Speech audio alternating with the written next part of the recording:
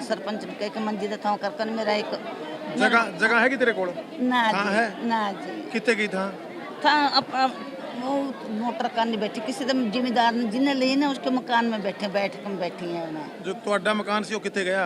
वो उन्हें अपने जिम्मेदार ने दे दिया उन्हें पैसे दिते जी बेचारे ने वही कह दिया भला करें उन्हें कोई नहीं उन्हें अपने नौकर आ जाए मेरे मुंडे ने अपने नौकर आके वो बेच गया जी मैं तो कोई नहीं मैं तो नगर है नगर के सिर ते मैं बैठे बाबा गुजर गया मुंडा गुजर गया जी मेरा मैं बस एक मंजी का थों पा के दे दो थोड़ा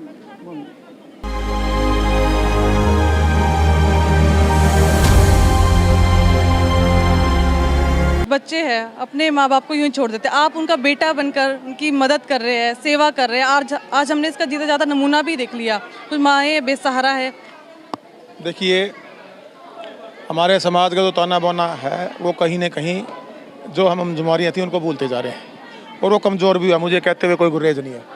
आज हम मंदिर मस्जिद गुरुद्वारों में जाते हैं, तारों धाम की यात्रा करते हैं। असली मंदिर मस्जिद और असली आशीर्वाद तो माँ बाप के चरणों में है। अब सब हमने बार बार बुज़ुर्गों को सम्मानित हल्के में कई बार प्रोग्राम चलाए, बुज़ुर्गों को सम्मान देने का काम किया, लोगों में एक जागरूकता लेके आने का काम किया और उससे लोग जागरूक भी हुए। अपने माता पिता को आदर सत्कार देने, कई परिवारों में पारिवारिक ऐसे माहौल बने हुए थे कि माँ बाप का उतना जो उनको रिकॉर्ड मिलना चाहिए वो नहीं मिल पा रहा था। उससे लोग जागरूक हुए, बच्चों में एक भावना दोबारा से जागृत करने का काम हमारी संगठन ने किया। और आज भी एक दो परेशानियाँ हैं सामाजिक सिस्टम में रहती हैं, उनको हमारा प्रयास रहता है कि हम किस तरीके से दूर कर सकें। और उसमें मेरे सभी साथी जिन्हें आप देखो चारों तरफ खड़े हैं, सब कोई अपना दिहाड़ी छोड़ के आया, तो दिहाड़ी मजदूरी करके अपने परिवार का, किसी ने अपने खेती में काम था अपनी मशीन खड़ी करके यहाँ कैंप में आया है, कोई अपनी छोटी दुकान गांव में करता है वो यहाँ खड़ा है। ये अकेला बबली का नहीं है, ये एक जागरूकता का एक सबका एक सेवा का एक भावना है।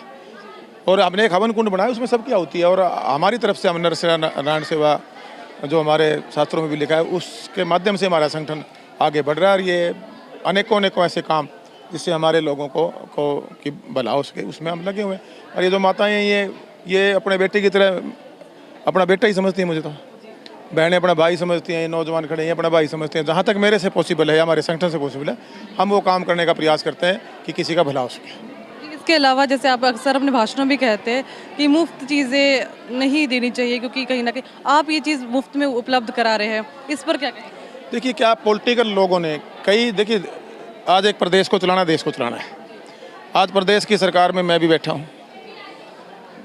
जो लोगों को भ्रमित करके सिर्फ उस राजनीति का लाभ लेना चाहते हैं, उन लोगों से मैं लोगों को जागरूक करता हूँ, सचेत करता हूँ। आज ये हमारा संगठन काम कर रहा है, कोई अकेला बबली नहीं कर रहा। इसमें बहुत से ऐसे परिवार हैं जो पैसा खर्चने में असमर्थ हैं, जिनको आँखों का लाभ मिल रहा है, दवाइयाँ मिल रही हैं, चश्मे मिल रहे हैं। इसी प्रकार से बहुत से ऐसे हमारे खिलाड़ी भाई थे जो हमारे देश का नाम रोशन कर सकते थे।